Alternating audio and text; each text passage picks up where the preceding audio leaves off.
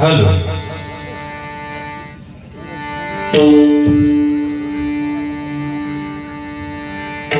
राम कृष्ण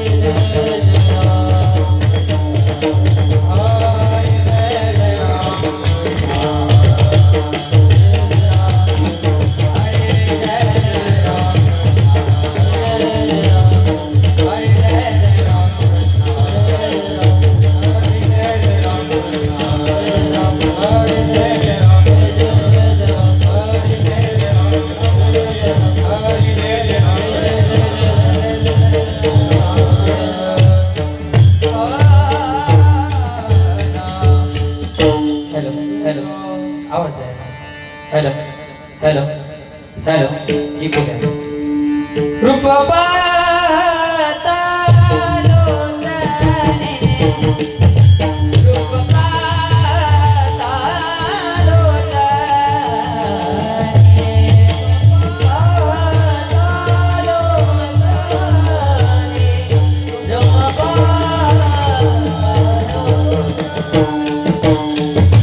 रूप पाहता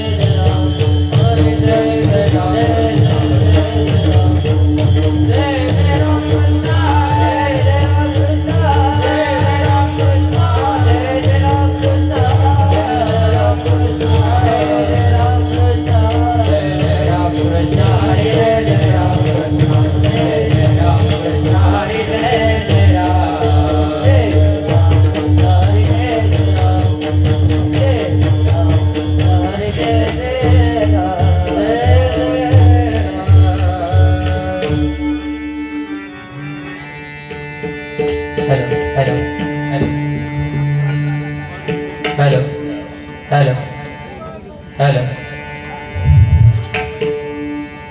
हॅलो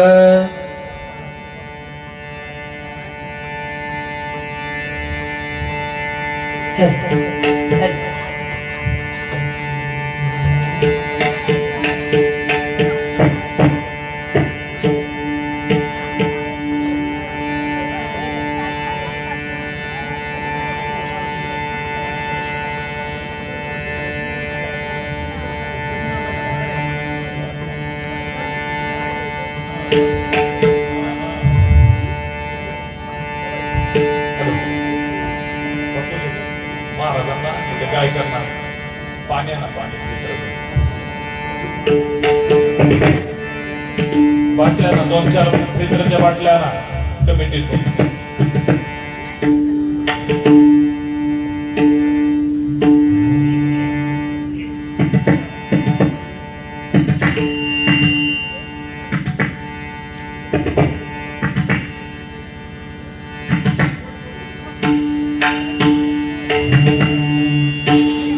धर्माचे पालन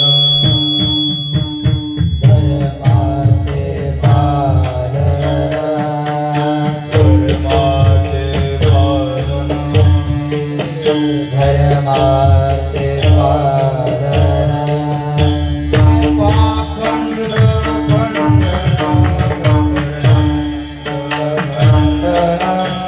करणे पाखंड करणे पाखंड करणे पाखंड करणे पाखंड धर्माचे पालन धर्माचे पालन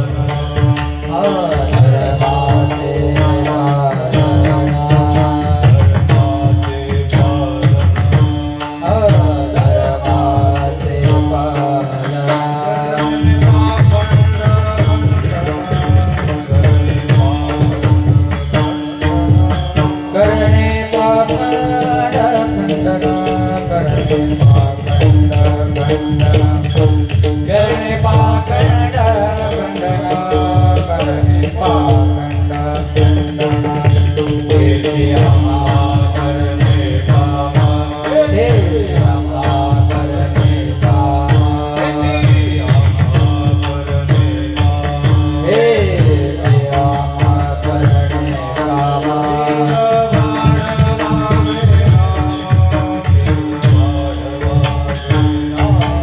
वेद वाढवावे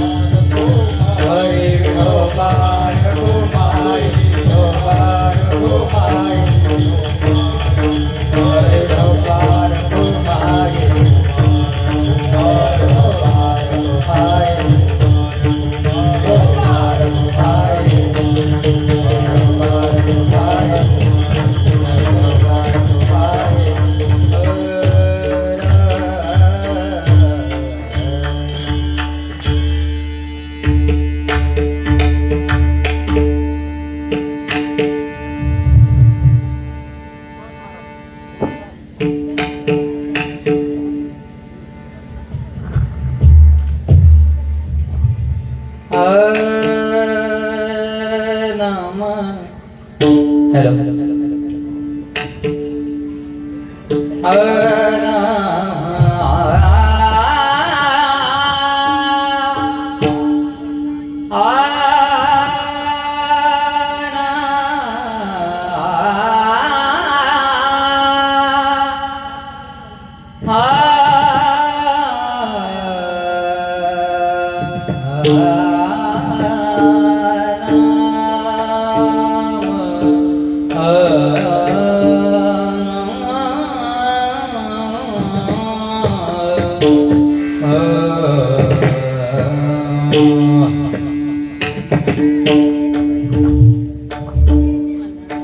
धर्माचे पालन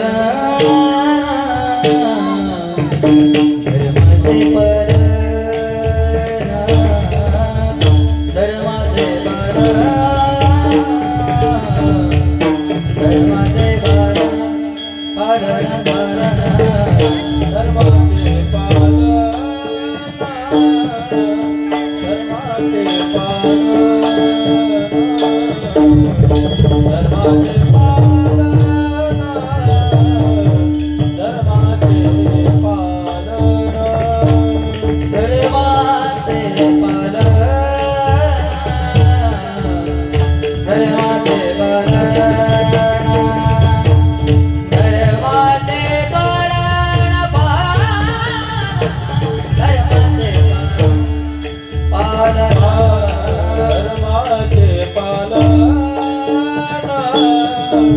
धर्माचे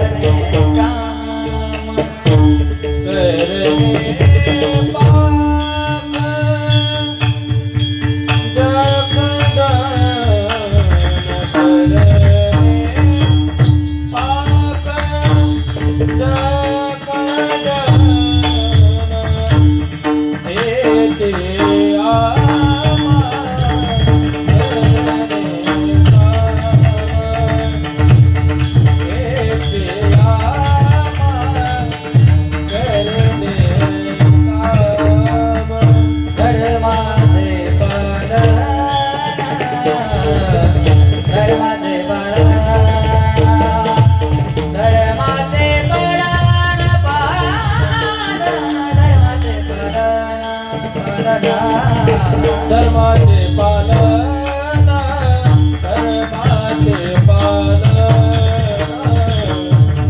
धर्माचे पालन धर्माचे पालन करणे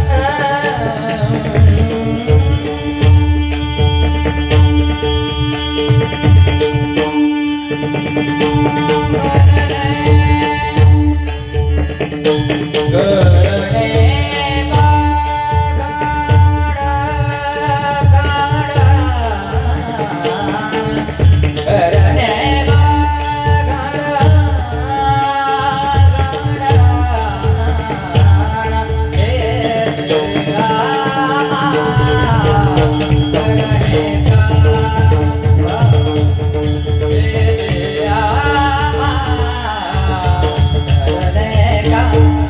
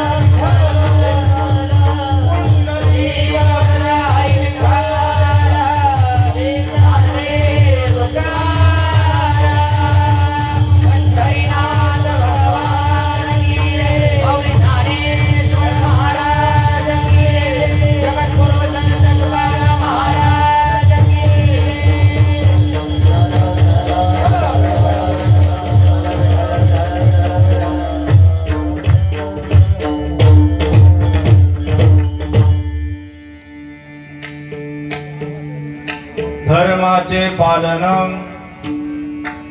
करणे पाखंड खंडन हेचे आम्हा करणे काम बीज वाढवावे नाम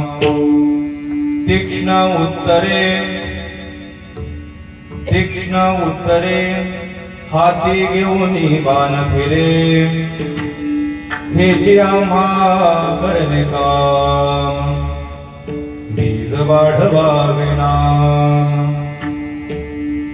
नाही भीड भार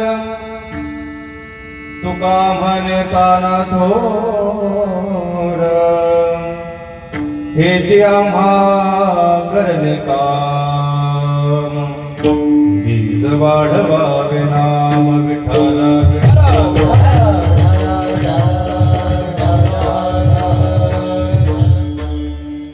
ओम पार्थाय प्रतिबोधितां भगवतां नारायणेन स्वयं व्यासेन ग्रथितां पुराणमुनिना मध्ये महाभारतम् अद्वैतामृतवर्षिणीं भगवतीं अष्टादशाध्यायिनीं मम्बत्वामनुसन्धधामि भगवद्गीते भवद्वेषिणीं शान्ताकारं भुजगशयनं पद्मनाभं सुरेशं विश्वाधारं गगनसदृशं मेघवर्णं शुभांगं लक्ष्मीकान्तं कमलनयनं योगिभिर्दानगम्यं वन्दे विष्णुं भवभयहरं सर्वलोकैकनाथं यं ब्रह्मा वरुणेन्द्ररुद्रमरुतस्तुन्वन्ति देवैस्तवैर् वेदसाङ्गपदप्रकोपनिषदैर्गायन्ति यं सामगाः ध्यानावस्थितगतेन मनसा पश्यन्ति यं योगिनो यस्यास्ति दुस्रासुरगणा देवाय तस्मै नमः देवाय तस्मै नमः देवाय तस्मै नमः महायोगपीठे तटे भीमरत्नम्बरं पुण्डरीकाय घातं समागत्य तिष्ठं दमानन्दकन्दं परब्रह्मलिङ्गं भजे पांडुरंगकारो रत्नमाला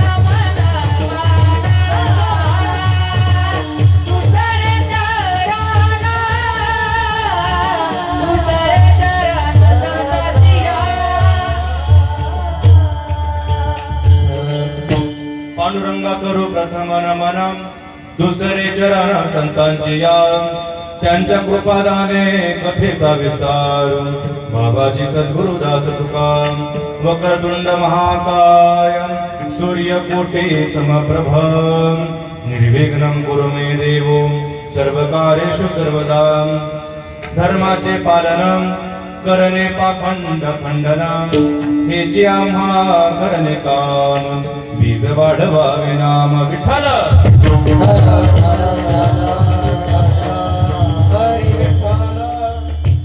प्रस्तुत प्राप्त प्रसंगी प्राप्त स्थळी संप्राप्त कीर्तन रूपी सेवेसाठी निवडलेला अभंग महान भगवत भक्त वैष्णव ज्येष्ठ ज्यांचा संप्रदाय श्रेष्ठ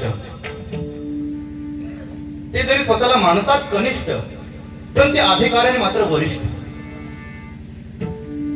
16व्या शतकामध्ये त्यांच्या नावाची लोकांनी फार केली मोठी गंमत पण आजच्या या 21व्या शतकामध्ये त्यांच्या नामाला फार मोठी किंमत ज्ञानाने गुणाने भक्तीने वैराग्याने ते फार मोठे श्रीमंत असे संत श्रेष्ठ साधू जगतवंदने जगद्गुरु तुकोबाराय यांचा 4 चरणाचा धर्म नाम या प्रकरणातील अभंग प्रस्तुत सेवेसाठी निवडलेला विठ्ठल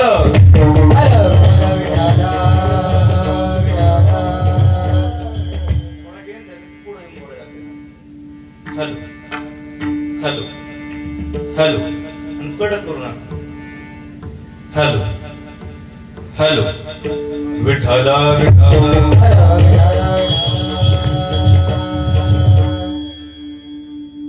प्रस्तुत अभंग तुकोबारायांचा आहे आणि प्रस्तुत अभंगामध्ये तुकोबाराय बोलतात धर्माचे पालन करणे पाखंड खंडन हेचे आम्हा करणे काम बीज वाढवावे नाम जगद्गुरु तुकोबाराय अखिल विश्वाला विनंती करतायत की बाबा हो अखिल विश्वाला आदेश करतायत की बाबा हो या मृत्यू लोकांमध्ये जन्माला आलेला आहे ना या भारत देशामध्ये जन्माला आलेला आहे ना या महाराष्ट्र राज्यामध्ये जन्माला आलेला आहे ना जो जन्माला आलाय तो हिंदू आहे यारे यारे लहान थोर याती बोलती नारी नर मग हिंदू हे सगळेच झाले जात पात आपण वारकरी संप्रदाय मानत नाही फक्त एकच धर्म सनातन धर्म तुकोबाराय या महाराष्ट्रामध्ये नव्हे नव्हे या भारत देशामध्ये जन्माला येणाऱ्या प्रत्येक साधकाला प्रत्येक व्यक्तीला प्रत्येक माणसाला आदेश देतात की जन्माला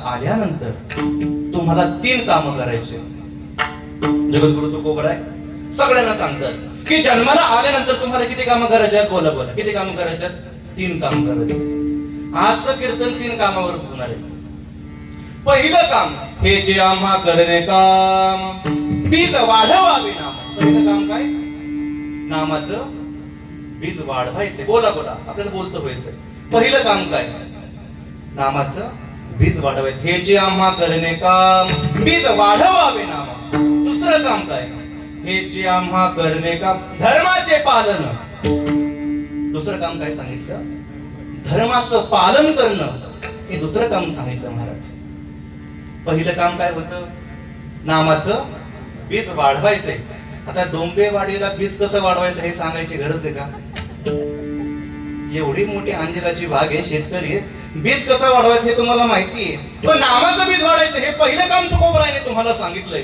दुसरं काम जगद्गुरु तुकोबारायाने तुम्हाला सांगितलेलं दुसरं काम म्हणजे धर्माचे पालन धर्माचं पालन करायचंय हे तुमचं कोणतं काम आहे हे तुमचं दुसरं काम आहे आणि तिसरं काम हेचे आम्हा करणे काम पाखंड्यांच्या विचाराचं खंडन करणं हे जगद्गुरु तुकोबारायाने आपल्याला दिलेलं तिसरं काम आहे हेचे आम्हा करणे काम बीज वाढवावे नाम हेचे आम्हा करणे काम धर्माचे पालन हेचे आम्हा करणे काम पाखंड खंडन लक्षात येते 3 कामं तुकोबारायाने या प्रस्तुत अभंगामध्ये सांगितले पण ही 3 कामं करत असताना जर साधक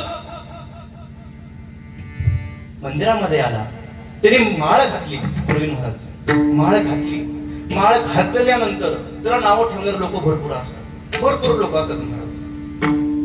आयुष्यभर हाडकं फोडली आणि दात पडली तेव्हा माळा घातली अशी म्हणणारे भरपूर असतात. पण वयाच्या कितीव्याही वर्षी माळ घालण्यासाठी तुम्ही सक्षम आहात, तुम्ही त्या ठिकाणी पात्र आहात. तुकोबाई सर्वांना विनंती काय करतात, आम्ही तेने सुखी म्हणा विठ्ठल विठ्ठल मुखी, किंवा कंठी मिरवा तुळशी व्रत करा एकादशी. मग प्रस्तुत अभंगामध्ये तुकोबारायाने 3 कामं तुम्हाला आणि आम्हाला सांगितली. आणि ही कामं करत असताना जर वारकऱ्याने माळ घातली, नव्हे एखाद्या हडकं फोडणाऱ्याने माळ घातली, तर समाज त्याला नावं ठेवतो, का रे 60वी घातली ना आता माळ घातली, असं नावं ठेवतो. तसं ही 3 कामं करत असताना समाज तुम्हाला नावं ठेवणार आहे. आणि ही नावं ठेवत असताना तुकोबाराय बोलतात, ही नावं जर आम्हाला समाजाने ठेवली तर तीक्ष्ण उत्तरे हाती घेऊन वान फिरे. जर आम्हाला नावं ठेवली, आमच्या कामामध्ये कोणी अडचण आणली, अडचण निर्माण केली, तर त्यांच्या त्या अडचणीवर, त्यांनी घडलेल्या अडचणीवर आम्ही आमच्या तीक्ष्ण उत्तराने, या अवताराने, या धनुष्य बाणाने वार करू आणि त्याला मागं सारू. आणि एवढं करत असताना साधक तुकोबारायांकडे आले आणि तुकोबारायांना प्रश्न केला, तुकोबाराय धर्माचं पालन करणे पाखंड खंडन आणि नामाचं बीज वाढवायचंय. ही कामं करत असताना सुहास महाराज, ही कामं करत असताना जर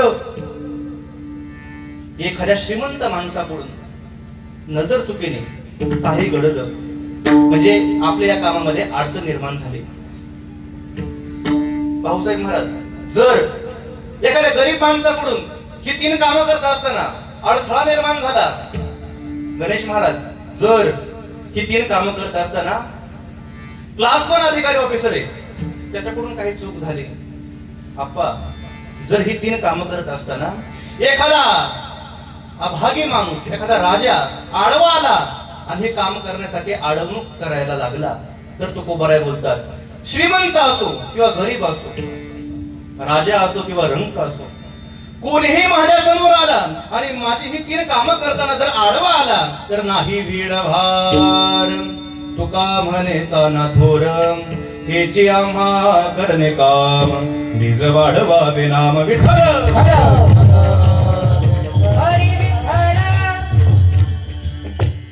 प्रस्तुत अभंगाची अर्चना पूजा बांधलेली आहे.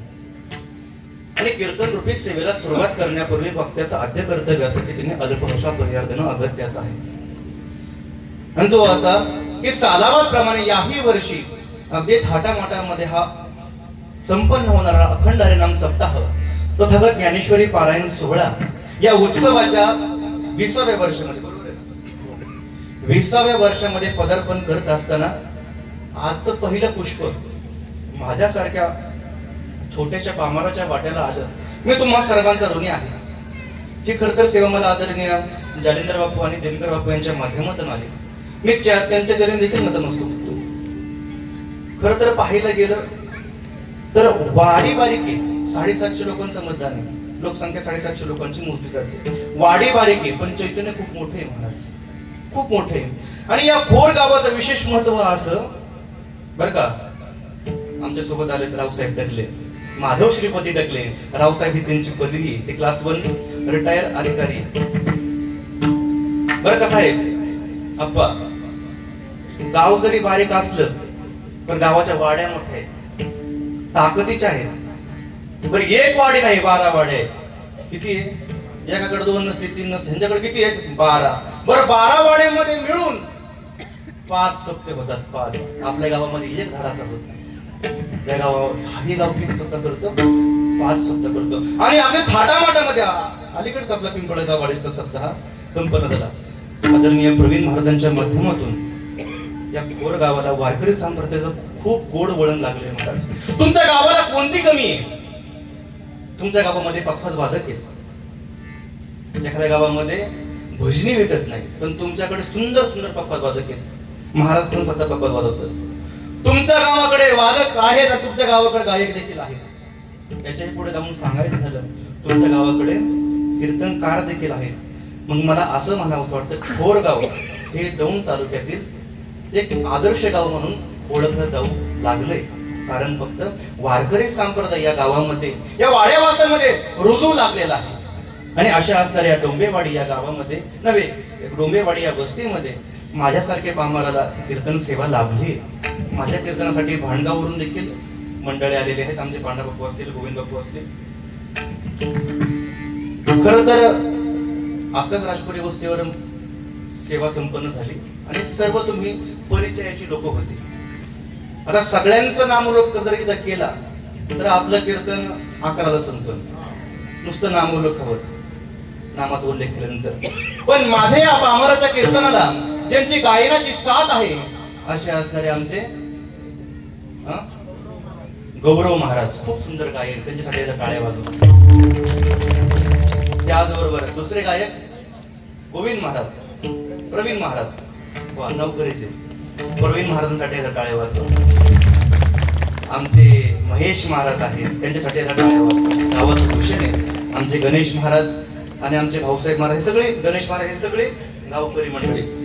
त्याचबरोबर ज्यांची मृदुंगाची साथ आहे असे आमचे आप्पांचे नातू, त्यांची आधी ओळखी अथर्व महाराज चौधरी, यांची देखील या ठिकाणी उपस्थिती. त्याचबरोबर आदरणीय सुहास महाराज वाघमोडे यांची देखील उपस्थिती. या दोघांसाठी टाळ्या वाजवा. संपूर्ण पुरुषवर्ग या ठिकाणी उपस्थित आहे, तुमच्यासाठी टाळ्या वाजवा.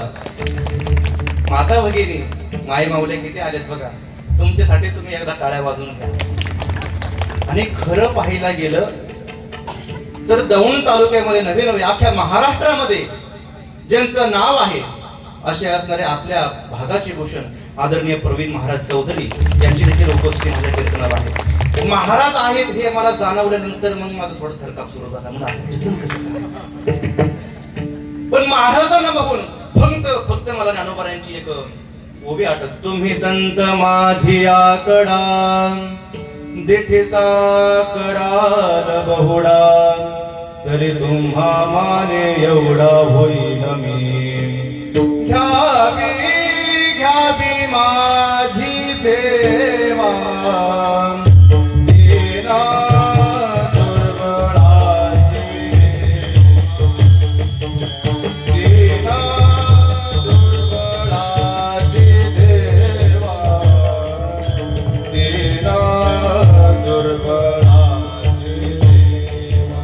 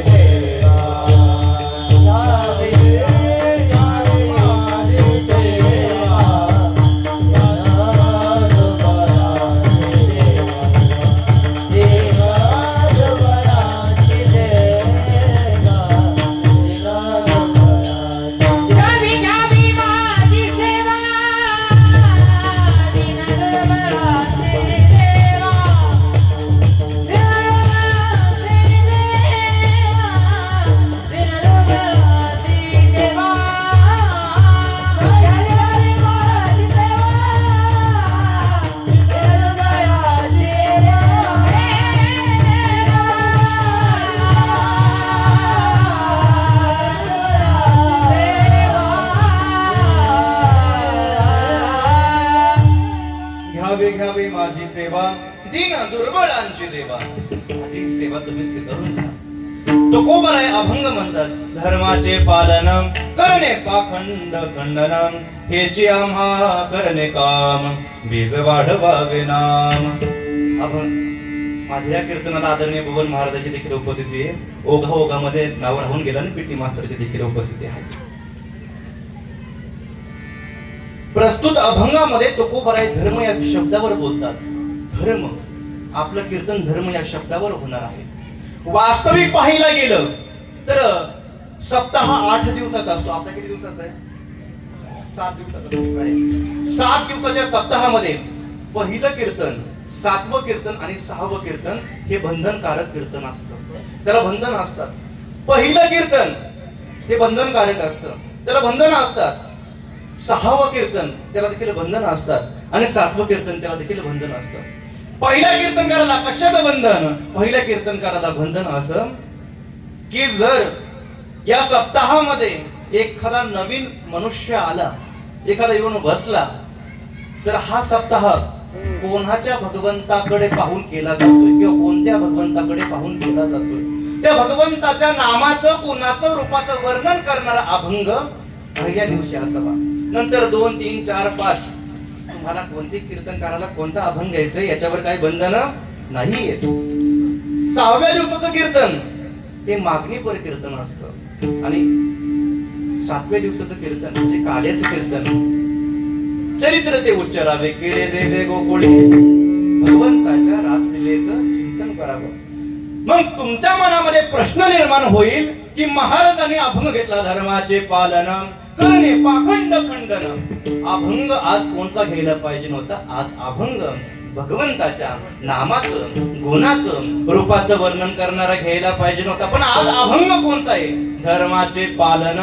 धर्म या विषयावर मत प्रकट करणार तुकोबरायांचा अभंग आहे. पण तुम्ही जर बारकाईने बघितलं, सुहास महाराज, जर तुम्ही बारकाईने बघितलं तर या अभंगामध्ये नामाचं देखील उच्चार केलेला आहे, नामाला देखील महत्व दिलेलं आहे. हेचे आम्हा करणे काम, बीज वाढवावे नाम. म्हणजे या ठिकाणी आपण असं गृहीत धरू की आजचा अभंग हा नामपर प्रकरणातील देखील आहे. विठ्ठल.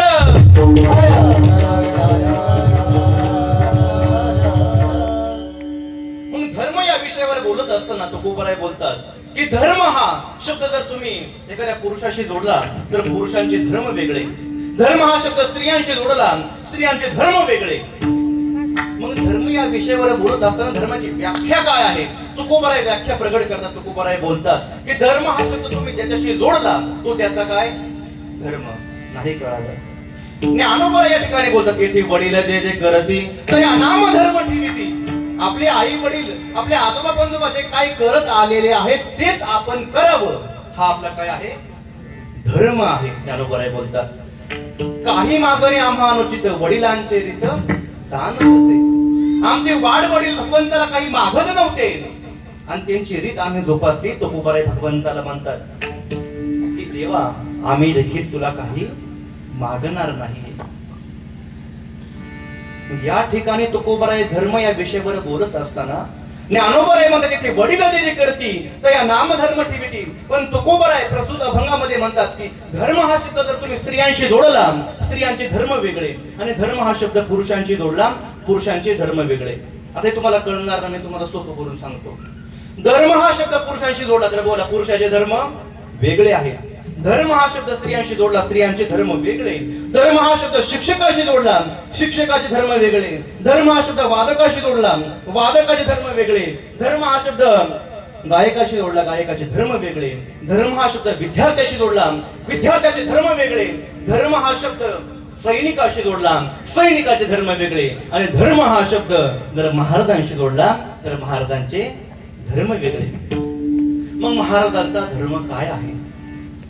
महाराजांचा धर्म असा आहे, कीर्तनाला जात असताना पाकिट ठरवून न घेणे हा काय महाराजांचा धर्म आहे. म्हणजे पुरुषांचं स्त्रियांच्या बरोबर बोलत असताना काय तुम्ही हसले नाही, पण महाराजांचं नाव घेतल्यानंतर पित्त उसळल्याशिवाय राहत नाही. या ठिकाणी महाराजांचे धर्म वेगळे आहेत. मग लोक म्हणतात महाराज, तिकडं जालिंदर आपण म्हणतात महाराजाचा धर्म सांगितला तुम्ही. काय सांगितलं महाराज? महाराजांचा धर्म. महाराजांचा धर्म सांगितला की कीर्तनाला जात असताना पाकिट ठरवून न घेणे हा महाराजाचा काय आहे? धर्म आहे. जालिंदर आपण म्हणत्या ज्या वेळेस मी कीर्तनाला फोन केला होता महाराज 1000वरून घासत होता. फक्त किती? फक्त 1000वरून घासत होता. महाराज म्हणाचे 15,000 घेणार आणि आपा म्हणाचे 14,000 देणार. महाराज म्हणाचे 15,000 देणार आणि आपा म्हणाचे 14,000 देणार. 1,000वरून घासा घेत चालले आणि महाराज इथं 4 लोकांच्या मध्ये गप्पा मारतोय की महाराजाचे धर्म वेगळे आहे. मग महाराजाचा हा धर्म आहे का? मग याच्या पुढे जाऊन लोक काही म्हणतात की महाराज तुम्ही तुमचा धर्म मोडताय. पण हा प्रश्न जर डोळ्यासमोर उभा राहिला तर लोकांचा धर्म जाणत नाही. लोकांचा धर्म जाणत नाही. कीर्तनकार किती लांबून आलेला आहे. आता मी तर 500 किलोमीटर वरून आलेलो आहे. कीर्तनकार किती लांबून आलेला आहे आणि त्याला किती पाकिट भरायचं हे लोकांचा धर्म जाणत नाही. त्यामुळे कीर्तनकाराचा धर्म जाणत नाही. मग काही लोक येतात आणि म्हणतात महाराज आमचं तुमच्यावर प्रेम आहे. आमचं तुमच्यावर काय प्रेम आहे. करा ना कीर्तन, करा कीर्तन असंच. आमचं तुमच्यावर काय बोला काय बोला काय प्रेम आहे. अण्णा घराच्या बाहेर बसले आणि अण्णा घराच्या बाहेर बसल्यानंतर अण्णाकडे 4-5 कामगार असतात. त्यातला एक कामगार आला आणि अण्णाला म्हणला अण्णा मला बाजाराला जायचंय, मला माझा पगार द्या. पगार किती रुपये? 500 रुपये घाला. अण्णाने 500चा बंडल काढला आणि त्यातली 500ची नोट बाहेर काढली आणि कुणाला दिली? कामगाराला दिली. तुम्हाला कळते ना मी काय बोलतोय? कामगाराला दिली. कामगार निघून गेला आणि काही काळानंतर अण्णाचा मुलगा पळत आला आणि अण्णाला म्हणला अण्णा. तर तिथं पप्पा म्हणाय पण होतं पण त्यांना सगळे अण्णाच म्हणतात. अण्णा मला पुण्याला जायचंय आणि मला 2,000 रुपये पाहिजे. अण्णाने काय केलं? 500चा बंडल काढला, त्यातल्या 4 नोटा काढल्या आणि कोणाला दिल्या? मुलाला दिल्या. अण्णा परत थांबले. मुलगा जात होता, परत बोलवलं. अजून 500च्या 6 नोटा काढल्या आणि ते 3,000 रुपये कोणाकडे दिले? मुलाकडे दिले. मुलाकडे 3,000 रुपये दिल्यानंतर मुलगा खुश होऊन गेला. अण्णाला विचारलं अण्णा तुम्ही मला पैसे का दिले? अण्णांनी उत्तर काय दिलं? पुण्याला चाललाय, लांब चाललाय, जात असताना तुला आधीमध्ये काही अडचण आली तर हे पैसे 3,000 तुझ्याजवळ ठेव. म्हणजे या ठिकाणी अण्णाने जास्तीचे 3,000 रुपये दिले. याचा अर्थ अण्णाचं त्यांच्या मुलावर काय आहे? बोला काय? प्रेम. आणि मगाशी कामगार येऊन गेला, त्यांनी मागितले किती? 500 रुपये. 100 रुपये तरी जास्त दिले का? 100 रुपये तरी जास्त दिले का? नाही दिले. मुलाने 2,000 मागितले, दिले 3,000 एक्स्ट्राचे. पण कामगारांनी माहिती त्याला 100 रुपये देखील जास्त दिलं नाही. जिथं प्रेमाचा अभाव आहे तिथं 500 रुपये भेटतात आणि जिथं प्रेमाचा प्रभाव आहे तिथं किती मिळतात? 3,000 मिळतात. मग इथं माझ्यावर प्रेमाचा अभाव आहे का प्रभाव आहे? प्रभाव असं तर 5,000 पाकिट अजून येऊ द्या. चेष्टेचा भाग सोडा. ज्यावेळेस आपण फोन केला आप्पा म्हणले लहान तोंडी मोठा घास, महाराज तुमचं मानधन किती? आपण उत्तर काय होतं? मला नारळ दिला तरी मी कीर्तन करण्यासाठी तुमचे येणार. खरं तर या डोंबेवाडी परिवाराचं, या वस्तीचं, या वाडीचं राजपुरे कुटुंबावर खूप मोठं प्रेम आहे. सगळ्या चौधरी परिवाराचं देखील राजपुरे कुटुंबावर खूप प्रेम आहे. आणि 8 दिवस होणाऱ्या सप्ताहामध्ये ही सगळी मंडळी येत असतात. त्यामुळे तुम्हा सर्वांच्या तरी नतमस्तक होतो आणि या ठिकाणी सेवेला सुरुवात करतो.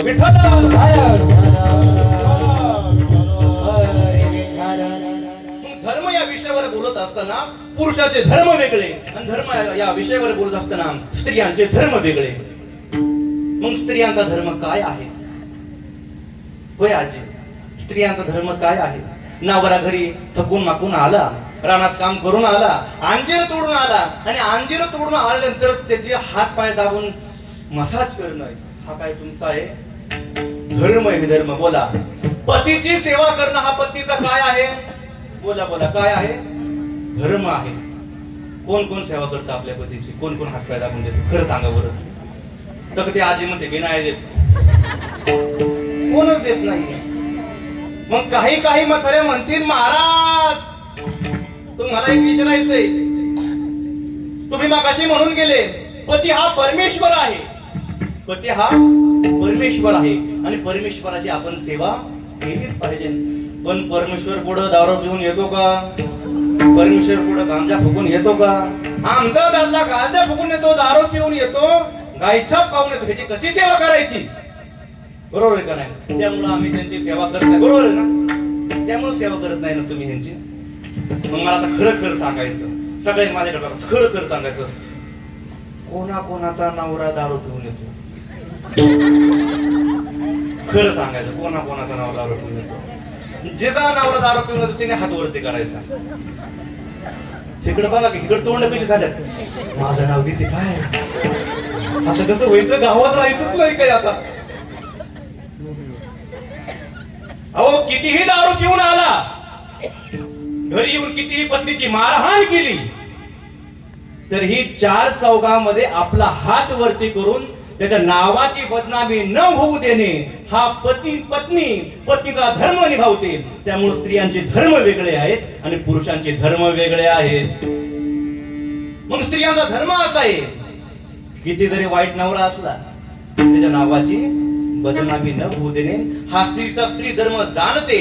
त्यामुळे सर्व तुम्हाला विनंती आहे की तुम्ही तुमचा धर्म जाणायचा आहे. घरची जी लक्ष्मी आहे त्या लक्ष्मीला कधी रोसून द्यायचं नाही. विठ्ठल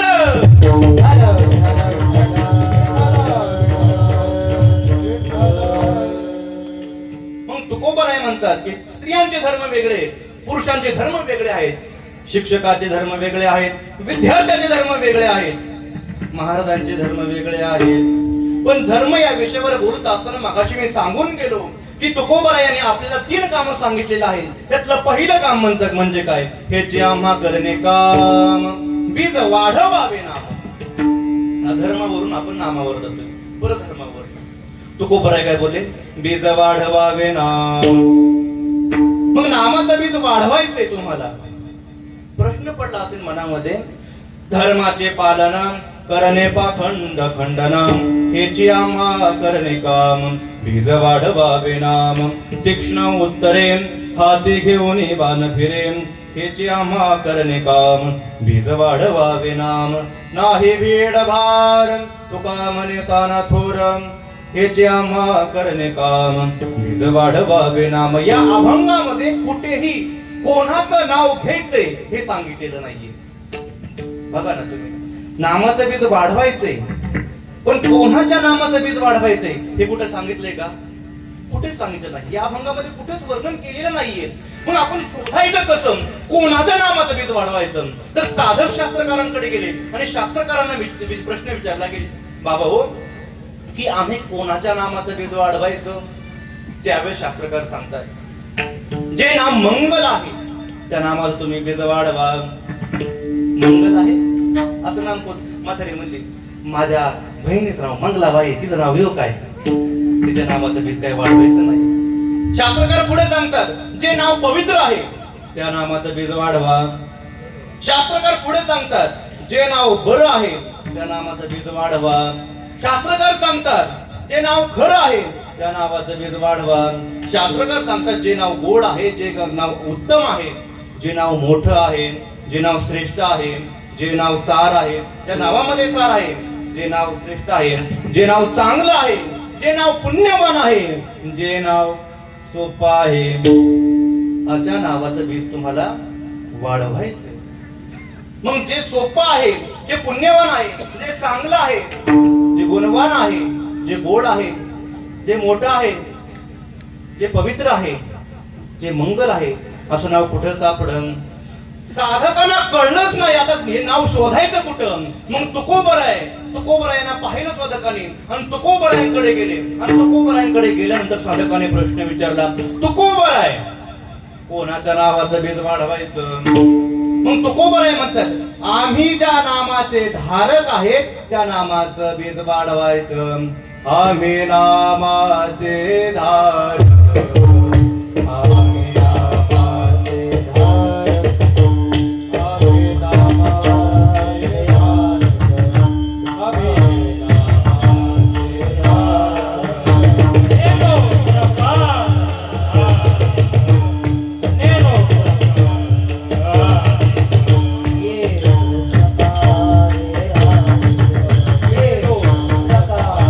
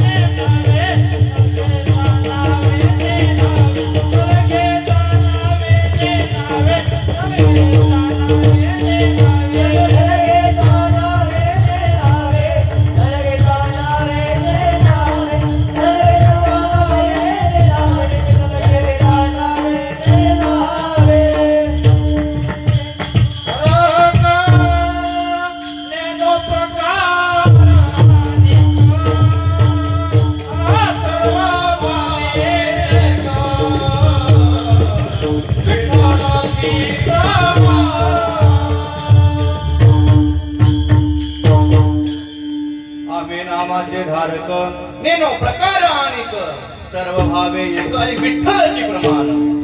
तुकोबराय बोलतात की आम्ही नामाचे धारक आहोत. कोणत्या नामाचे धारक आहोत? विठ्ठलाची प्रमाण. आम्ही विठ्ठलाच्या नामाचे धारक आहोत. मग प्रश्न निर्माण झाला साधकांच्या, प्रश्न निर्माण झाला असेल तुमच्या आमच्यामध्ये की हे असं झालं नाही का? त्या पार्टीच्या नेत्याचा कार्यकर्त्यांचा विश्वास त्या पार्टीच्या नेत्यावरच आहे. नाही लक्षात आलं?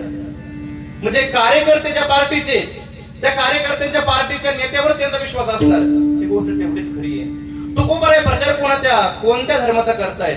तुकोबराय प्रचार कोणत्या संप्रदायाचा करतायत? तुकोबराय प्रचार ज्या संप्रदायाचा करतायत त्या संप्रदायाचं प्रतीक म्हणजे भगवान विठ्ठल आहे. मग तुकोबराय तुम्ही म्हणता की आम्ही नामाचे धारक नेनो प्रकार अनेक सर्व भावे एक विठ्ठलाची प्रमाण. तुकोबराय म्हणतात की आम्ही नामाचे धारक आहोत आणि कोणाच्या नामाचे धारक आहोत? आम्ही विठ्ठलाच्या नामाचे धारक आहोत. तुकोबराय हे आम्हाला काही पटलं नाहीये. तुम्ही त्याची भक्ती करता त्यामुळे तुम्ही त्यांचंच नाव घेता, पण त्याचं नाव मंगल असेल का? त्याचं नाव पवित्र असेल का? त्याचं नाव खरं असेल का? त्याचं नाव बरं असेल का? त्याचं नाव गोड असेल का? त्याचं नाव मोठं असेल का? आणि 12 प्रकार सांगितले, ते नाव त्या नावामध्ये ते फिट बसतंय का? असं म्हटल्यानंतर तुकोबराय बोलतात की ते जाऊन द्या, पण तुम्ही बाजूला कोणत्या शब्दावरून झाला होता? तुम्ही बाजूला एका शब्दावरून झाला होता, तो शब्द म्हणजे धर्म आहे. आणि असा असणारा धर्म त्याच्या पायापाशी रेंगोळतोय. तुका म्हणे सर्व धर्म हरीचे पाय अनेक उपाय दुःख मूळ. तुकोबराय बोलतायत की तुम्ही ज्या धर्माला डोळ्यासमोर बघून त्या भगवंताचं नामस्मरण शोधताय ना, नाम शोधताय ना, तो धर्म ते विठ्ठलाच्या पायाशी रेंगाळतोय. अहो याच्याही पुढे जाऊन तुकोबराय सांगतात की धर्माची तू मूर्ती पाप पुण्य तुझे हाती किंवा हाचे माझा नियम धर्म मुखी विठोबाचे नाम. भगवान परमात्म्याचं नाम तुकोबरायांनी हे उत्तर दिलं. कोणत्या भगवंताचं नाम? विठ्ठल भगवंताचं नाम, पांडुरंग परमात्म्याचं नाव. सकाळ मंगळ निधी श्री विठ्ठलाचे नामाधी, श्री विठ्ठलाचे नामाधी, श्री विठ्ठलाचे नामाधी.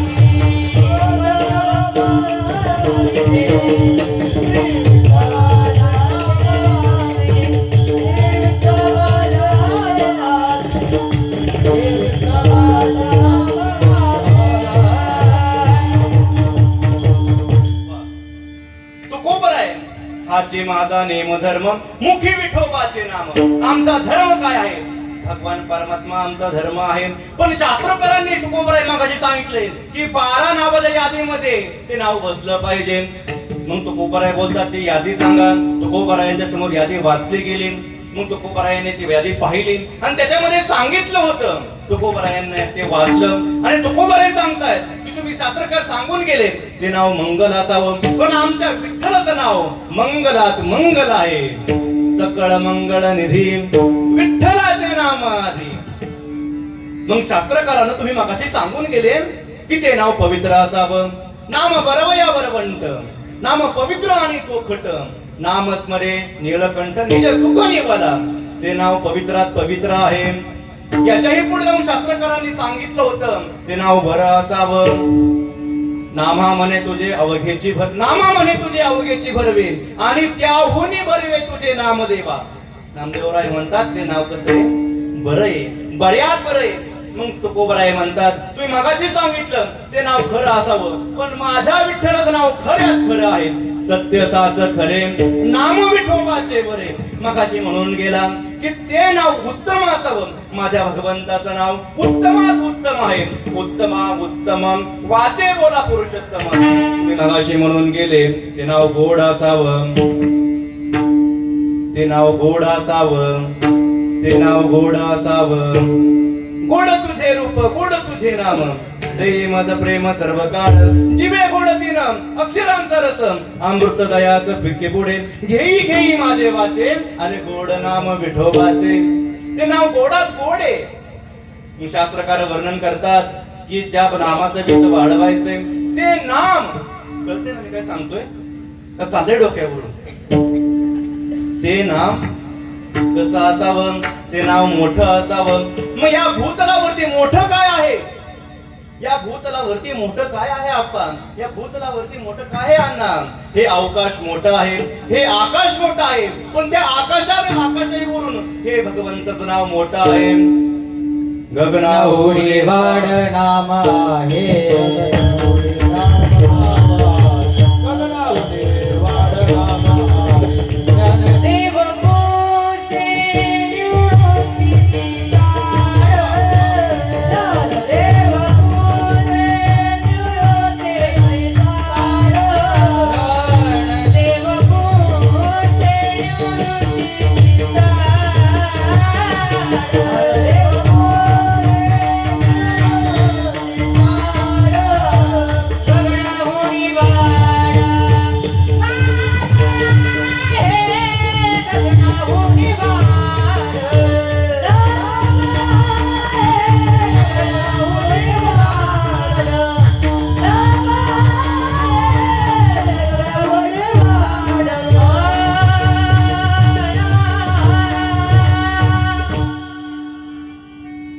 ते नाव कशापेक्षा मोठं आहे? गगनाहून वाढ नाम आहे. ज्ञानदेव पुसे निवृत्तीचे चाड, गगनाहून वाढ नाम आहे. या गगनापेक्षा मोठं काय आहे?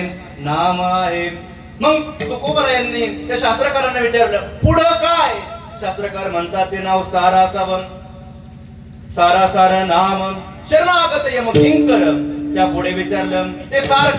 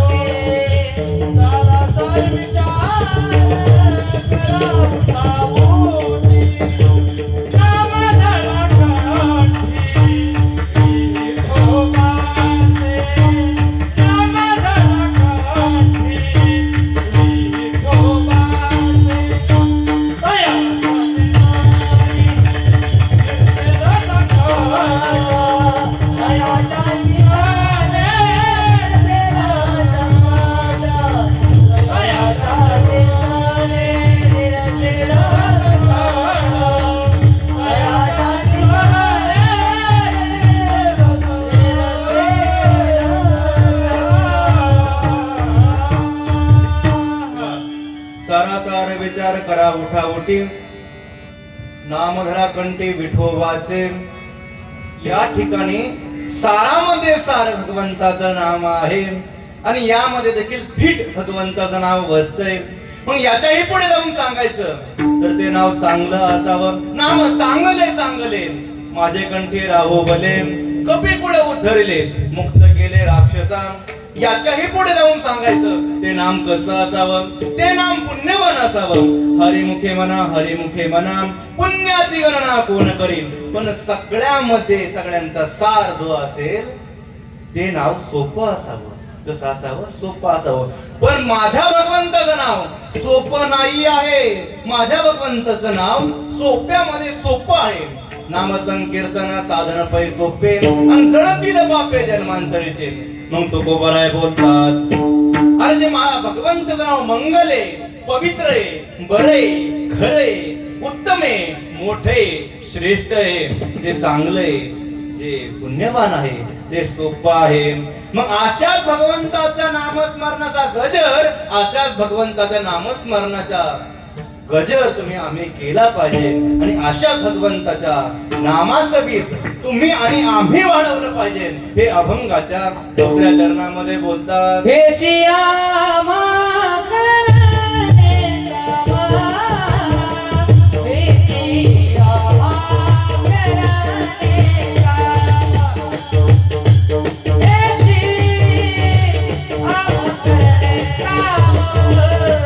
हेची आम्हा करणे गावा, हेची आम्हा करणे गावा, हेची आम्हा करणे गावा.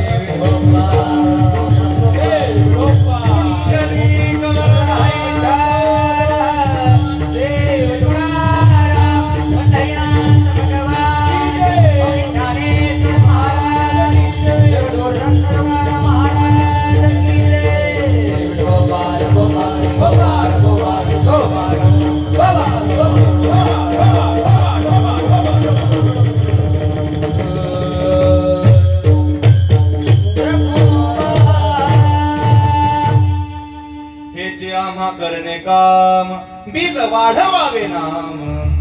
कोणाच्या नामाचं बीज वाढवायचं? विठ्ठलाच्या नामाचं बीज वाढवायचं. तुकोबरायाने जे पहिलं काम तुम्हाला आणि आम्हाला सांगितलेलं आहे ते काम कोणतं होतं? हेचे आम्हा करणे काम. गणेश महाराज, बीज वाढवावे नाम. मग तुकोबरायाने तुम्हाला आणि आम्हाला सांगितलेलं दुसरं काम कोणतं आहे? धर्माचे पालन. हे दुसरं काम आहे. मग ते कसं करायचं?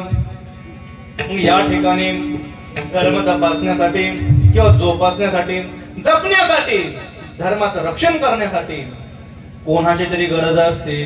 जसं गाडी चालवण्यासाठी ड्रायव्हरची गरज असते, जसं राज्य चालवण्यासाठी मुख्यमंत्र्याची गरज असते, जसं सप्ताह चालवण्यासाठी संयोजकाची गरज असते, जसं एसटी चालवण्यासाठी कंडक्टरची गरज असते का ड्रायव्हरची गरज असते? दोघांची पण गरज असते. तसं युद्ध करण्यासाठी कोणाची गरज असते? युद्ध करण्यासाठी वीरांची गरज असते, शूरांची गरज असते. मग या ठिकाणी धर्म तपासण्यासाठी किंवा धर्माचं रक्षण करण्यासाठी कोणाची गरज आहे? या ठिकाणी वीरांची गरज आहे. मग नामाचं बीज वाढवण्यासाठी देखील वीरांचीच गरज आहे. आम्ही हरीचे डिंगर, वीर वारकरी पंढरीचे. तुकोबराय काय बोलतात? आम्ही हरीचे डिंगर आहोत आणि वीर वारकरी पंढरीचा आहोत. म्हणजे आम्ही कोण आहोत? आम्ही संत वीर आहोत. आम्ही कोण आहोत? आम्ही संत वीर आहोत. आम्ही वीर आहोत, पण आम्ही कसे आहोत? आम्ही संत वीर आहोत. त्याचं कारण आम्ही भगवंताच्या नामाचं बीज वाढवतो. पण धर्माचं पालन करण्यासाठी, धर्माचं रक्षण करण्यासाठी संत वीरांची गरज नाहीये. कारण की संत वीर हे समाजामध्ये जाऊन भजनाने, कीर्तनाने, समाज प्रबोधनाने भगवंताच्या नामाचा प्रचार करू शकतात. भगवंताचं नाम स्मरण्यासाठी किंवा भगवंताचं नाम सर्वांच्या मुखामध्ये येण्यासाठी भजन आयोजित करू शकतात किंवा भजन करू शकतात. पण धर्म रक्षण करण्यासाठी, धर्माचं रक्षण करण्यासाठी युद्धावर जाण्याची वेळ आली तर संत जाऊ शकत नाही. मग संत वीर तिथे कामाला येत नाहीये. मग प्रत्येक कार्यासाठी वीर ठरवून दिलेला आहे अण्णा. प्रत्येक कार्यासाठी वीर ठरवून दिलेला आहे. फक्त बोलण्याकडे थोडं लक्ष द्या. प्रत्येक कार्यासाठी वीर ठरवून दिलेला आहे. मग भगवंताच्या नामाचं बीज वाढवण्यासाठी संत वीर आहेत. कोण आहेत? संत वीर आहेत. स्वातंत्र्यवीर कोण आहेत? सावरकर आहेत. कर्मवीर भाऊराव पाटील आहेत. दानवीर कर्ण आहे. मग तसं धर्मवीर कोण आहे? धर्मवीर कोण आहे? देश धर्म पर मिटने वाला शेर शिवा का छावा था, महापराक्रमी परम प्रतापी एक ही शंभू राजा था, एक ही शंभू राजा था, छत्रपती संभाजी महाराज.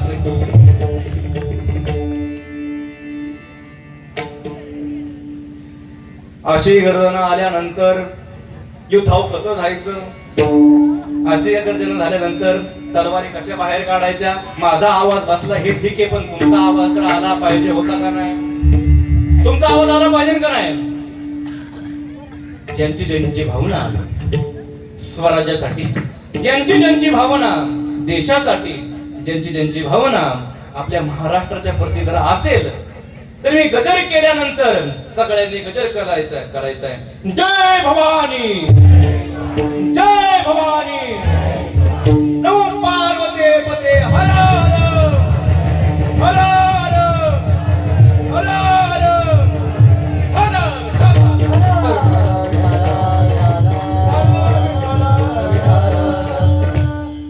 मग नामाचं बीज वाढवण्यासाठी संतवीर आहेत. तसंच धर्माचं रक्षण करण्यासाठी कोण आहेत? धर्मवीर आहेत. मग धर्माचं पालन कुणी केलं? धर्माचं पालन माझ्या छत्रपती संभाजीराजांनी केलं. माझ्या धर्माचं पालन कुणी केलंय? माझ्या छत्रपती संभाजीराजांनी केले. उद्या आहे 19 फेब्रुवारी. खर तर मला हे कीर्तन 19 फेब्रुवारीचं मिळणार होतं, पण मला अगोदर टाकलं गेलं.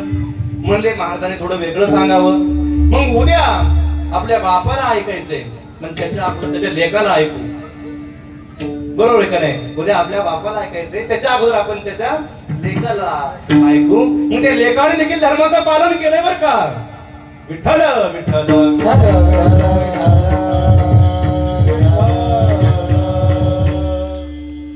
धर्माचे पालन करणे पाखंड खंडन. मग छत्रपती संभाजी राजाने धर्माचं पालन कसं केलंय? ओ छत्रपती संभाजी राजे जर नसते तर सगळ्याची आज सुन्नत झाली असते आणि आज ही भजन कीर्तन झाली नसती, इथं नमाजाच्या रोखोता पडायला लागल्या असत्या. अहो अनान्विक छळ औरंगजेबाने छत्रपती संभाजी राजांचा केला.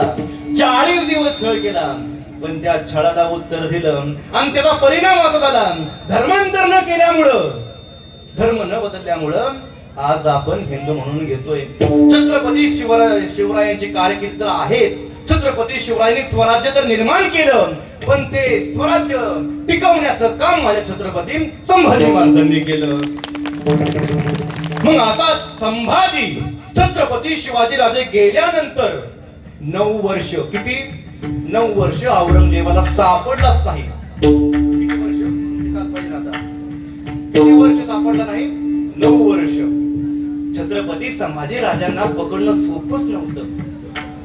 पण संगमेश्वराच्या रायरेश्वराच्या मंदिरामध्ये काही मोजक्या सैन्यलेखी असताना छत्रपती संभाजी राजांना पकडलं, बहादूरगडाला आणलं गेलं आणि पसरली वार्ता औरंगजेबाला, अरे छत्रपती संभाजी राजा गिरफ्तार झालेला आहे. आणि आनंदला औरंगजेब बहुत खूप लाया जायचा गणपती होते, पेहना जाय तख्ता तुला. अरे आजपर्यंत मराठेशाहीचा तख्ता आपल्या राजाने खांद्यावर पेला असेल, त्याच्या खांद्यावर आता तख्ता तुला ठेवा. अरे आजपर्यंत राजाने राजवस्त्र घातले असतील, आता त्याला विदुषी जमली घाला. अरे आतापर्यंत राजा हत्तीच्या अंबारीतून रथातून आला असेल, घोड्यातून आला असेल आणि उंटाला बांधा. अरे आजपर्यंत राजाने राज अलंकार घातले असेल, पोलादी काटेरी सकल झंडाने चकडवाला.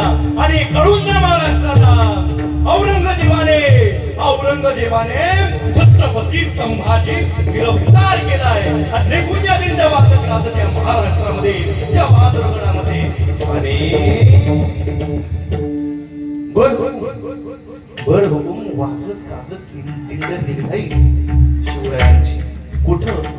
बहादूरगडामध्ये. पोलादी साखळ दंडाने झकडे गेले, उंटाच्या चिपटीला बांधलेले पोलादी साखळ दंडाने झकडे गेले ते संभाजी पाहिले असते, विदुषकी जपली घातली ते संभाजी पाहिले असते, तर मावळ्यांना वाटलं नसतं ते स्वराज्याचे छत्रपती आहेत. अरे रक्ताने माखला होता माझा छावा. अरे किती सोचला यातनांचा दाह, इतिहास फक्त एकच नाव घेतो, संभाजी संभाजी संभाजी. पण जिथं दिंड निघत होती त्या ती दिंड भरण्यासाठी गावोगाववरून मुघलाची सैन्य येऊ लागली. अरे कोणी कोणाच्या घरावर, कोणी कोणाच्या दारावर, कोणी कोणाच्या झाडावर, कोणी कोणाच्या खांद्यावर उभा राहतंय आणि पाहतंय संभाजी कसा आहे. अर्ध्या संभाने 9 वर्ष औरंगजेबाच्या फैतानी दिमागामध्ये गोंधळ घातला. तो संभाजी दिसतो कसा, चालतो कसा, बोलतो कसा, त्या संभाला पाहण्यासाठी अख्खा मुघल दरबार आलाय. कुठून तरी भिरभिरणा दगडायचा, छताडावर लागायचा, रक्ताची चिळकांडी घातनाचा धागा उडायचा. कुठून तरी यायचं, शिव्या हसडायचं, कुणीतरी यायचं, छातीवर थुंकायचं महाराज संभाजी राजांच्या. अरे कुणीतरी यायचं, तलवारीने खाव करायचं, घावाबरोबर रक्ताची चिळकांडी आणि यातनेचा धाव उडायचा. अरे रक्त सांडत माझा राजा चालला होता. हनुमानाला शेंदूर फासावा तसा माझा संभाजी रक्ताने मारला होता, पण झुकला नव्हता, वाकला नव्हता, होतारा तसा करारात काटेरी बाणेदार आला औरंगजेबाच्या दरबारामध्ये. आणि वज्र आसक्त बोलता दादा, हे संभा आलमपना के सामने हो, झुक जाओ. आणि उसळला कवी आकलत म्हणतो, राजा आहे वो झुकेंगे नाही, झुकाएंगे. उसळल्या सगळ्या समीक्षेने आणि तेवढ्यामध्ये एक अधीर गंभीर आवाज सुनला, सबूर असत सबूर. असा धीर गंभीर आवाज घुसल्यानंतर शेरशाही हिंदुस्थान आलमगीर गादी मोहम्मदी औरंगजेब तख्तावरून खाली उतरला आणि संभाजी राजांच्या समोर गेला. आणि माझ्या संभाजी राजांच्या समोर गेल्यानंतर औरंगजेब उतरता झाला, बोलता झाला, अरे 9 बरस का था है, ये 9 बरस का था, मुझे मिला था आगरा में, और उस दिन इसको पूछा था, क्यों रे संभा, तुझे हमारा डर नहीं लगता? और इस काफिर ने जवाब दिया था, हमें किसी का डर नहीं लगता, लेकिन हमारी वजह से सबको डर लगता है। सच कहा था काफिर ने, कभी ठंडक ना पोष ली, पर अब नहीं, खुदा की मेहरबानी है, अब हमारे गिरफ्त में आया है, अब दिखाएंगे क्या करेंगे हम। आणि खरं तर त्या अल्लाचे आभार मानण्यासाठी तो औरंगजेब नमाजाच्या रुखवता पडू लागला, गुडघे टेकून बसलाय आणि समोर गुडघे टेकून बसणाऱ्या त्या औरंगजेबाला छत्रपती संभाजीराजाने पाहिलं, रक्ताने माखलेल्या त्या छत्रपती संभाजीराजाने त्या औरंगजेबाला पाहिलं आणि कवी कलशान आपल्या मित्राला म्हणलं, कवी कलशान, अरे या प्रसंगावर सुचते का एखादी कविता? आणि कवी कलेश मनामध्ये विचार करताय, अरे राजा कुठं आहे आता? औरंगजेबाच्या दरबारामध्ये आहे, मृत्यूच्या दारामध्ये आहे, औरंगजेबाच्या पुढ्यामध्ये आहे. राजा भीतीना भय, राजा निर्भय, राजा म्हणतोय सुचते काय कविता? ही काय कविता ऐकायची वेळ आहे का? पण कवी कलेश मध्ये का नाही राजे, का नाही राजे म्हणतो ना एखादी कविता. आणि कवी कलेश म्हणतात, राजन तुम हो सांजे, राजन तुम हो सांजे, हो लढे हो जंग, देख तुम्हाला तेज तकत तेजत औरंग. ओ राजे, तुमचं काय शौर्य, काय तुमचं धैर्य, काय तुमचा पराक्रम, ते तुमचं शौर्य धैर्य पराक्रम पाहून तो औरंगजेब स्वतः तुमच्या समोर उभा राहिला बसलाय. आणि असं ऐकल्यानंतर औरंगजेब खडबडून जागा झाला, उठून उभा राहिला आणि कौतलला संभाजीवर, चूप जहानबे चूप.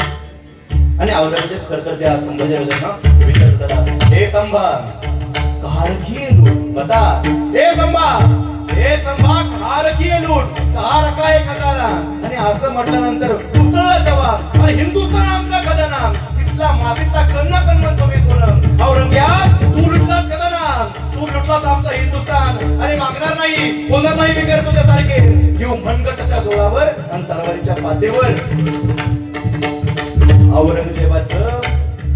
औरंगजेब चकित झाला, अरे कैदेत कोण आहे? संभाजी महाराज का मी हादम की मलाच देतोय. औरंगजेबाला कळे ना कैदेत कोण आहे. खर तर औरंगजेब दुसरा सवाल विचारत झाला. दुसरा सवाल असा होता, हे संभा बता कोण कोणते सरदार शामिल ते तुझे? आणि संभाजीराजे बोलते झाले, अरे तख्तासाठी रक्तावर उडणारे जात नाही आमची, आई भवानीची होती आम्ही, मातीसाठी जळजळतं आमचं इमान. अरे बेईमान नाही होणार, या औरंग आमच्या वाटेवर येऊन आमच्याशी वाटमारी करणाऱ्याची आम्ही त्याच्या वाटेवर जाऊन वाट लावल्याशिवाय आम्ही आमच्या वाटेवर परतत नाही, हा इतिहास आहे आमचा. आणि छत्रपती संभाजीराजांचे हे बोल औरंगजेबाने ऐकले. छत्रपती संभाजीराजांचे हे बोल औरंगजेबाने ऐकले. आणि औरंगजेब बोलता झाला, क्यों पैदा नहीं हुआ ऐसा भी एक भी शख्स हमारे जनाने. अरे असं एखादं पोरग माझ्या घरी का जन्माला आलं नाही? अरे मराठे आपल्या पोरांना काय खायला घालत असतील, असलं पोरग माझ्या घरी का जन्माला नाही आलं? आणि औरंगजेबाचं हा प्रश्न ऐकल्यानंतर छत्रपती संभाजीराजे बोलते झाले, अरे औरंगजेब ऐक, तुझ्या घरी कसा जन्माला येईल संभाजी? स्वतःच्या बापाला विष देऊन मारणारा तू, स्वतःची बाबाची खुलेआम कत्तल करणारा तू, अरे तुझ्या घरी कसा येईल छत्रपती संभाजी जन्माला? तुझ्या घरी येणार नाही. छत्रपती संभाजीराजा जन्माला येईल फक्त महाराष्ट्राच्या कुशीत आणि शिवरायांच्या मुशीतच.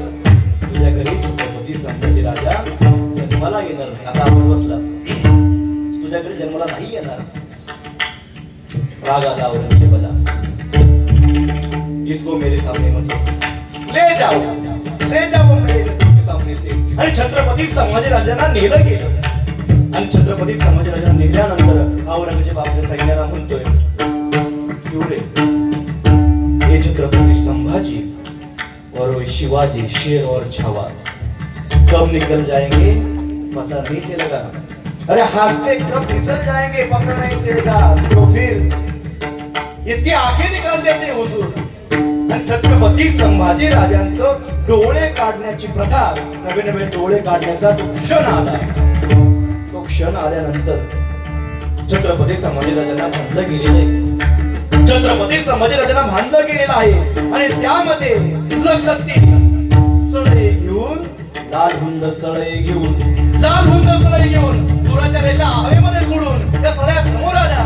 त्या सळ्यासमोर छत्रपती संभाजीराजांनी पाहिल्या आणि पाहिल्यानंतर छत्रपती संभाजीराजांना कळलं की आता डोळे राहत नाही. छत्रपती संभाजीराजांनी डोळे मिटल्यानंतर उभे राहिले छत्रपती शिवाजी महाराज. अरे या डोळ्यांनी स्वप्न पाहिलं होतं स्वराज्याचं बळराजी. अरे या डोळ्यांनी घेतलं होतं दर्शन छत्रपती शिवरायांचं. अरे या डोळ्यांनी केले होते विचार त्या मावळ्यांना. ते डोळे मिटलेले डोळे उघडले समोर लाल होत त्या सळ्या घुसल्या आत घुसल्यानंतर उत्तर दिशेने आवाज आला. मी ज्या वेगाने आत मनीषच्या त्याच वेगाने बाहेर आल्या. डोळे नव्हते कुठे, ओरल्या फक्त लाल काळा दर्प फेकणाऱ्या काळा पत्त्या. डोळे नव्हते कुठे महाराज. आणि खरं तर औरंगजेब विचारत झाला त्याच्या शिलेदारांना, क्या हुआ रोया हो. छत्रपती संभाजीराजांना बोलतोय, अरे क्या हुआ रोया हो, गिड़गिड़ाया आएगा उसके किले मेरे सामने देगा. असं म्हटल्यानंतर ते शिलेदार बोलते औरंगजेबाला, अरे ना वो रोया ना वो गिड़गिड़ाया ना देगा अपने किले आपके सामने. हुजूर बहुत गालियां दे रहा था आपको, हुजूर बहुत गालियां बक रहा था आपके बारे में.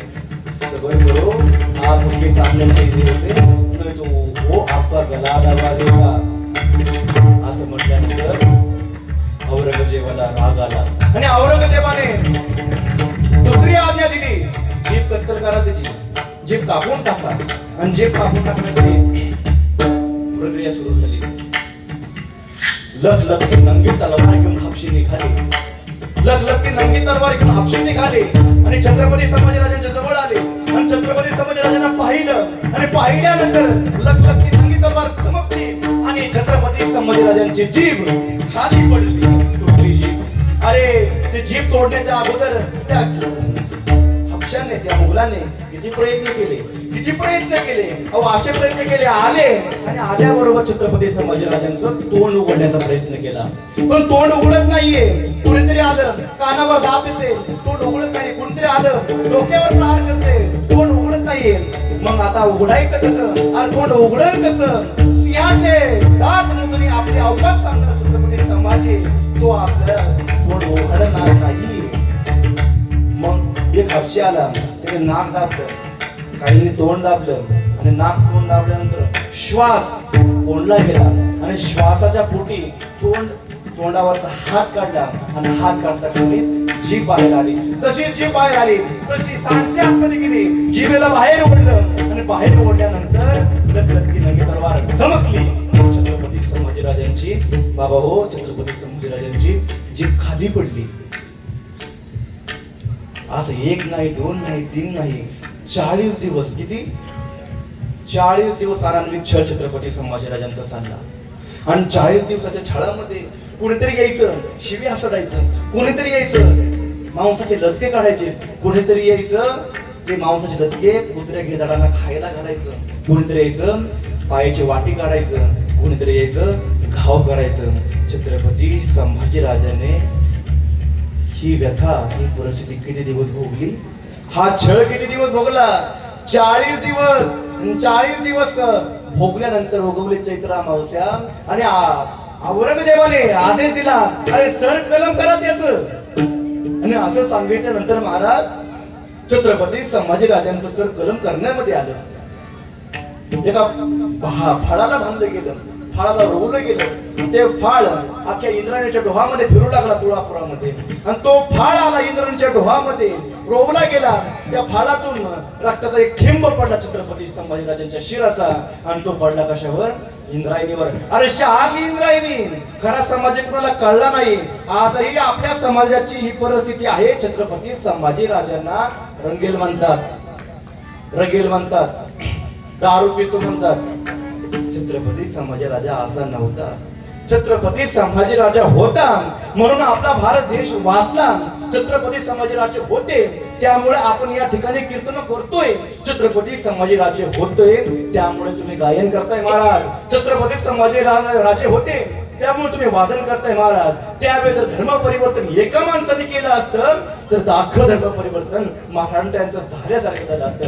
अरे राजाच गेला, राजाने तलवार जर हात खाली टाकली तर सैन्य काय करणार आहे? जर राजाने धर्म परिवर्तन केलं तर सैन्य काय करणार आहेत? 40 दिवस किती 40 दिवसांनी छळ झाला छत्रपती शिवरायांवर, छत्रपती संभाजीराजांवर. पण ते झुकले नाही, नमले नाही अथवा थकले नाही. शेवटी मस्तक गलन केलं तरीही त्यांनी आपला धर्म बदलला नाही. खरा धर्म छत्रपती संभाजीराजांनी पाळला. या धर्माचं पालन छत्रपती संभाजीराजांनी केलं. त्यामुळे मला म्हणावंसं वाटतं, संतवीर हे कोण होते? संतवीर तुकोबाराय होते, संतवीर नामदेवराय होते, संतवीर अष्टादश संत मानती आली होती. पण धर्मवीर त्यांनी धर्माचं पालन केलं ते छत्रपती संभाजीराजे होते. आणि अशा धर्माचं पालन करण्यासाठी तुकोबाराय या अभंगामध्ये पहिल्या चरणामध्ये तुम्हाला सगळ्यांना मार्गदर्शन करतात. धर्माचे पालन, धर्माचे पालन, धर्माचे पालन, धर्माचे पालन, धर्माचे पालन, धर्माचे पालन,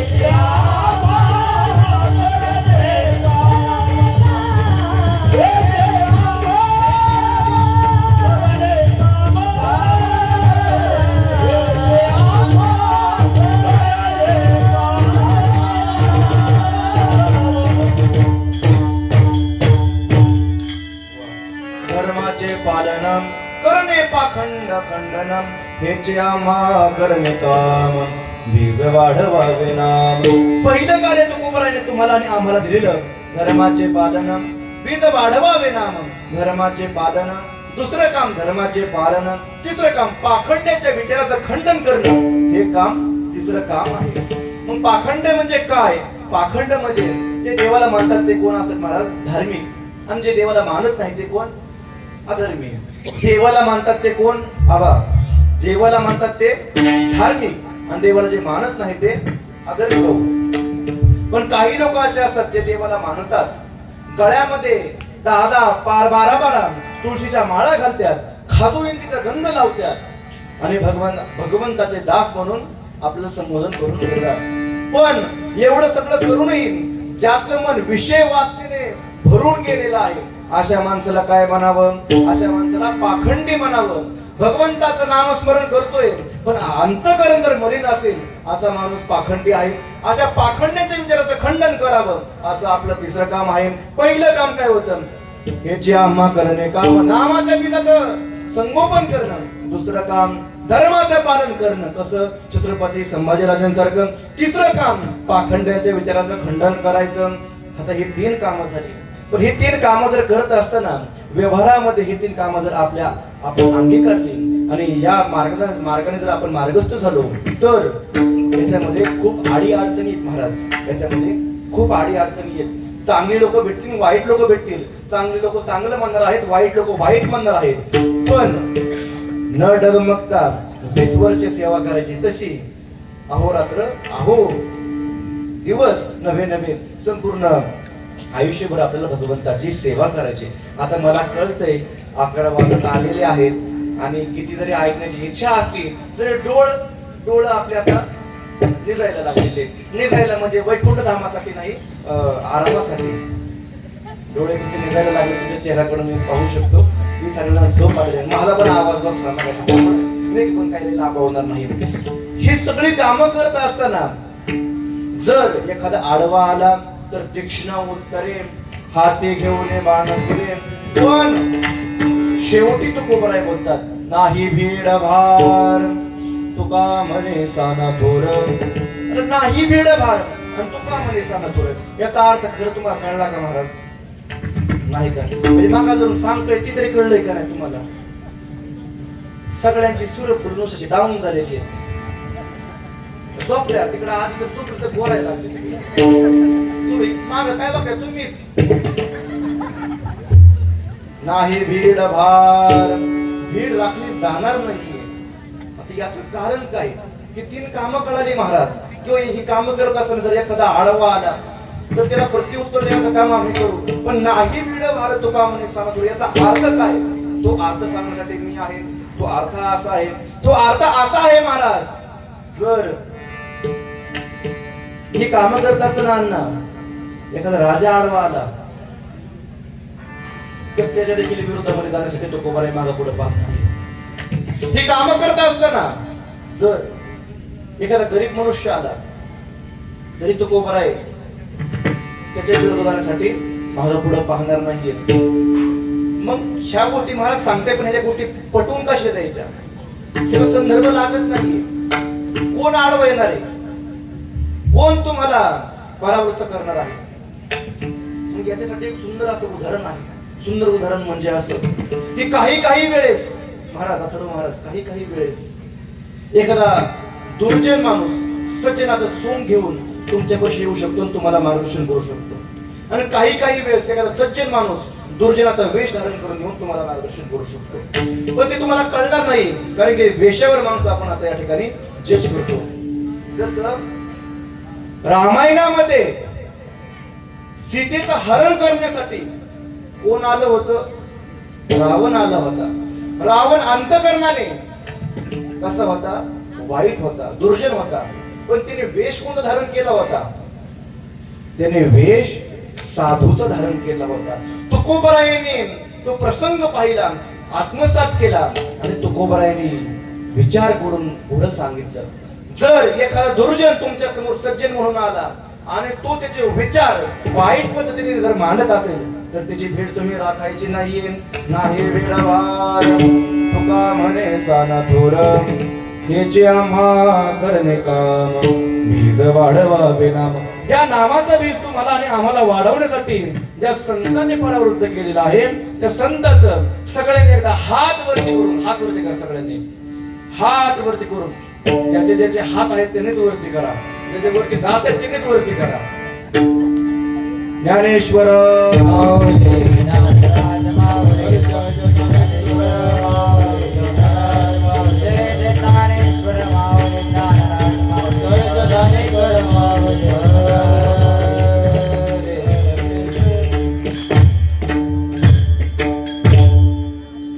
झालेली कीर्तन रूपी सेवा सर्व पुरुष वर्ग, माता भगिनी, पखवाद वादक, गायक वृंद, भक्तपारायण महाराज चौधरी, त्याचबरोबर आमचे सगळे डोंबे परिवार सर्वांच्या चरणी ही सेवा समर्पित करतो.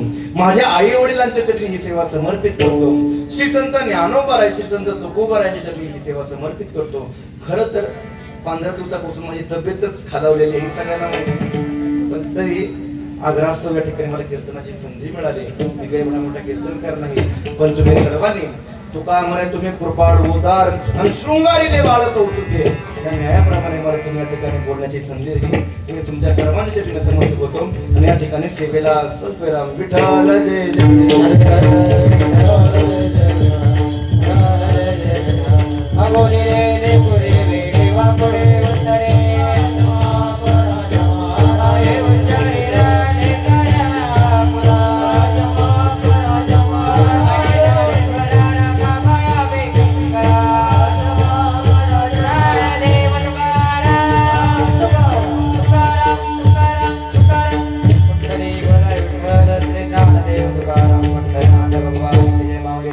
परंपरा महाराज के जगत गुरु संत तुकाराम महाराज के शुभ संस्थान की जय।